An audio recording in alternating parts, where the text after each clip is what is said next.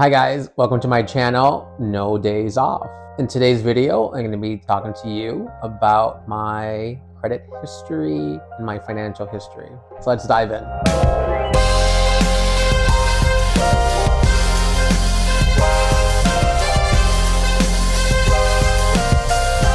In my early 20s, I was actually really good with credit cards and being on top of it. And I remember being about 22, 23 and having a credit score of 720, which I thought was really, really good. And then I graduate from college, and then life kicks you in the butt a little bit. What that meant for me was getting a new apartment, wanting to furnish it. So that means you put things on your credit card, you have a pretty decent job, and you start living a little bit outside of your means. One thing leads to another.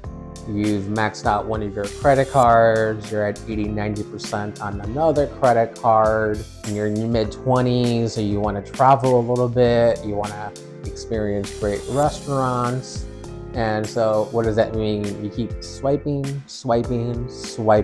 on your credit card. And so by the time I got into my mid-20s, about 24, 25, I was in major credit card debt. And I vividly remember one week where I was gonna get paid on a Friday and it was on a Tuesday, and there was a bill that I needed to pay, and I was about $150 short, and I needed to make payment that day. And so I took out a payday loan, and I still recall the interest rate being 45%. I felt embarrassed, I felt ashamed, I didn't want to tell anyone that I needed money. And so for me, I thought I was doing the responsible thing and just taking the payday loan and figuring it out afterwards. But the bigger picture for me was that I didn't have my financial situation as strong or as healthy as I wanted. I was living paycheck to paycheck, and I made a promise to myself that I'm never, ever gonna experience that again. Some of the things I did to accomplish that is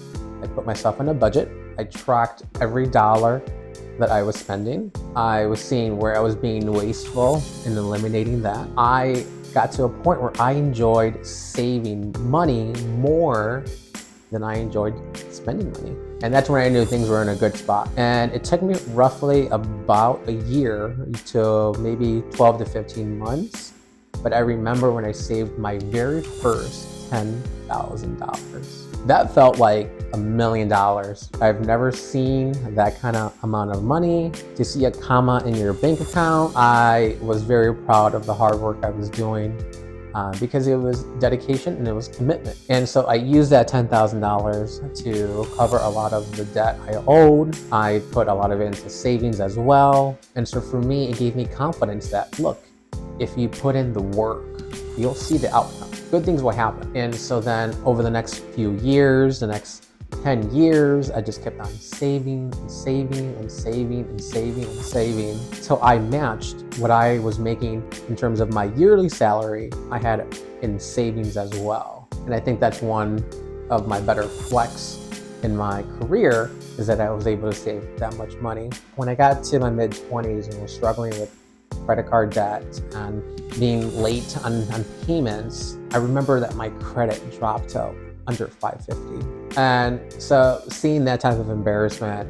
was a huge proponent of me to really fix it, and led me to save as much money as I did to really fix that. And I'm really proud to say that as of today, I have a credit score of 821. What I take away from this is how do you protect yourself financially? The best way you can protect yourself is having a healthy, good credit score, not having consumer debt.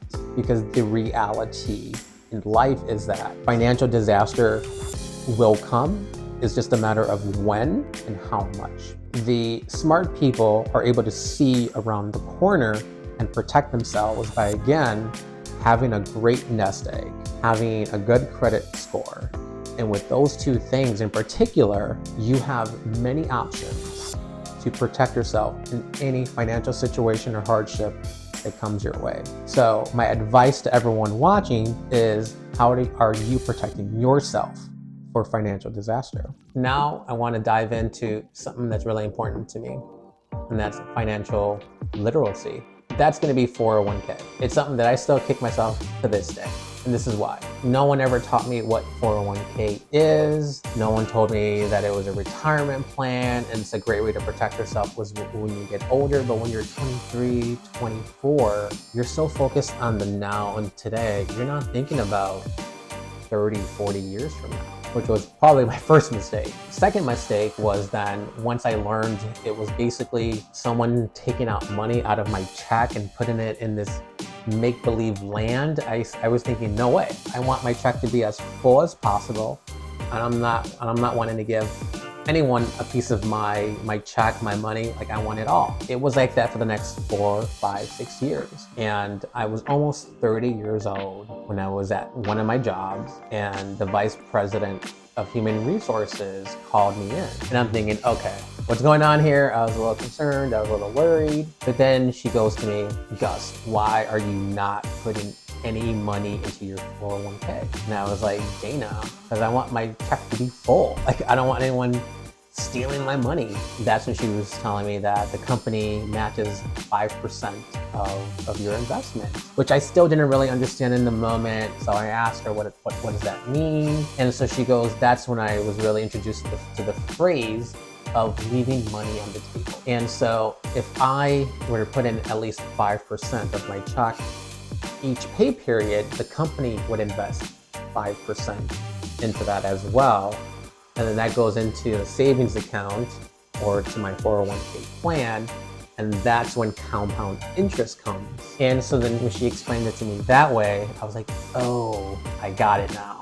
And so I didn't start investing into my 401k until I was 30 years old. And that means I left roughly about 6, 7 years of money that I didn't invest in my 20s. And so that's something that still eats at me today because of all the compound interest and all that money that I could have generated to protect myself, to make sure that when I retire in my 60s, that I would have this great money at the end of that tunnel. And so it was short-sightedness on my end. But again, not to use that as an excuse, but it was a reason of no one ever taught me what it meant to have a good 401k to put in money. That education was never there for me. And so I want to be able to share that story with you on the importance, especially for my Gen Zs watching, for my 20-something-year-olds watching. Your money in terms of compound interest will grow and double roughly about every 8 or 10 years. So think of it, if I was 23